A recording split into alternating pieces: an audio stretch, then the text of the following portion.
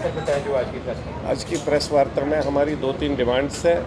एक तो हम लोग स्वागत करते हैं जो ऑनरेबल हाई कोर्ट का ऑर्डर आ गया रिलेटेड मंदिर टेम्पल्स के रिलेटेड कि जो टेम्पल हमारे कश्मीर में अनअटेंडेड है, जिनको अटेंड नहीं किया गया पिछले 32 साल से, उनको हर एक डीसी उन सब चीज़ों को अटेंड करेगा। तो हम लोग इसका स्वागत कर रहे हैं पूरी कश्मीरी पंडित कम्युनिटी। इसके साथ में हम चाहते हैं कुछ टेम्पल्स के रिलेटेड जिन टेम्पलों को अभी तक भी या रिसेंटली पिछले 2-3-4 साल पहले उनको हाथ में लिया है, कब्ज़े में लिया है, और उन सब टेम्पल्स के लिए हम लोग चाहते हैं, जिसमें एक बहुत बड़ा टेम्पल है जिसका नाम है दुर्गानाग। दुर्गानाग जो टेम्पल है, उस दुर्गानाग के टेम्पल में सबसे बड़ा इशू ये है कि वो लीज़ पर लैंड लिया था आमलाज ने दुर्गानाग मंदिर से। आमलाज ने उठा के दे दिया त्रम्बूज को, त्रम्बूज ने उठा के किराए पर दे दिया पारस हॉस्पिटल को। मसला क्या है कि कोई भी लीज़ सब लीज़ हो ही नहीं सकती है, ये कानून है, रूल्स रेगुलेशंस है। तो जब वो कोई भी कानून में नहीं आता है तो वो सब लीज़ कैसे हो गया, वो ऑटोमेटिकली कैंसिल हो जाती है। तो जो सब लीज़ वहाँ पर हुई है, हम चाहते हैं कि जो त्रम्बूज को पैसा जाता है 74 लाख रुपीज़ पर मंथ किराया पारस हॉस्पिटल का, वो हक है दुर्गानाग मंदिर का। ये दुर्गानाग मंदिर वो मंदिर है जहाँ पर बाबा अमरनाथ जी की छड़ी मुबारक सबसे पहले वहाँ से स्टार्ट हो जाती है।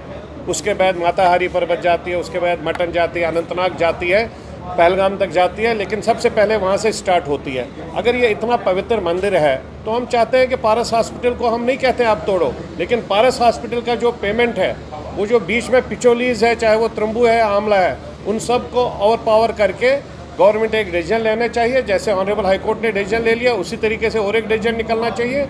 जो कब्जे में पारस हॉस्पिटल एज जो किराया दे रहा है 74 लाख, वो दुर्गानाग मंदिर के अकाउंट में जाना चाहिए, जिससे मंदिर भी ठीक हो जाएगा। और साथ में जितने दुकान है वहाँ पर, पेट्रोल पंप से लेकर पूरा यूएन तक, उनका पूरा रेंट डीड प्रॉपर तरीके से चेक होना चाहिए, और उनमें किसके पास कितना है, कोई 1200 पर है, कोई 1500 पर है, जबकि वहाँ पर रेंट आज की डेट में 50-50 हज़ार एक दुकान की रेंट है, लेकिन वो 1000, 1200, 1500 के हिसाब से दिया है। उसमें किसका क्या इंटरेस्ट है उसमें हम बात नहीं करेंगे, लेकिन हम एलजी साहब के माध्यम से चाहेंगे उसमें एनआईए के माध्यम से एक प्रॉपर इंक्वायरी होनी चाहिए, जो भी उसमें इन्वॉल्व हो उसके अगेंस्ट सख्त से सख्त कार्रवाई होनी चाहिए।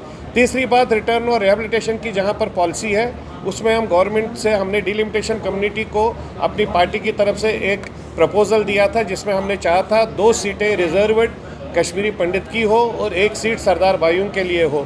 जो माइनॉरिटीज़ कश्मीर में तीनों है उसके लिए 3 सीटें हो, क्योंकि हमारा जो वहाँ सबसे बड़ा अगर दुश्मन है जो हमारे आने के लिए अगर है तो वो पॉलिटिकल पार्टी है। जब वही पॉलिटिकल पार्टी को कल को नज़र आएगा कि कश्मीरी पंडित की 2 सीटें हैं, ये मेरे को समर्थन सपोर्ट हो जाएगा, सरदार भाई की 1 सीटें गए, तो हमारी सेफ्टी सिक्योरिटी भी रहेगी और हमारा रिटर्न रिहेबिलिटेशन की पॉलिसी रिक्रिएट हो जाएगी। क्योंकि 20 पार्टीज़ 20 कैंडिडेट उठाएंगे, जीतेगा भी कश्मीरी पंडित, हारेगा भी कश्मीरी पंडित, लेकिन जो जीतेगा या हारेगा, कंपेनिंग जो करेंगे वो मेजॉरिटी कम्युनिटी के लोग करेंगे, क्योंकि पॉलिटिकल पार्टी होगी।